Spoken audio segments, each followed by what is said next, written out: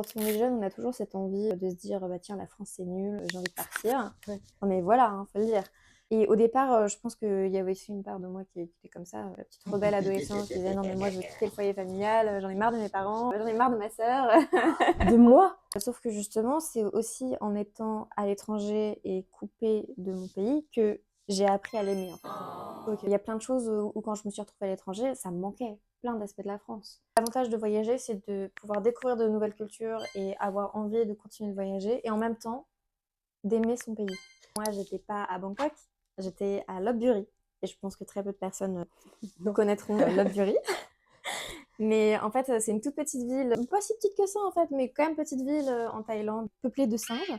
Et donc quand je suis arrivée là-bas, on était très peu d'étudiants internationaux à être dans cette ville. Même les locaux, à chaque fois que je croisais des locaux dans la rue, on me demandait «Oh, dis donc, tu viens de quel pays?» En fait, je pense que c'est aussi ça qui m'a donné le goût du voyage et d'avoir envie de repartir. Du coup, ça a créé quelque chose en toi qui, je pense, était déjà présent, tu vois. Ouais, Et c'est qu'après, au moment de faire tes choix sur Parcoursup, c'est vrai que au-delà de la filière, finalement, ce que tu recherchais, c'était surtout un parcours qui te permettait de réitérer. Tu as même d'ailleurs choisi ta filière en fonction de ce qui t'offrait le plus de possibilités de repartir rapidement à l'étranger, c'est ça? c'est ça.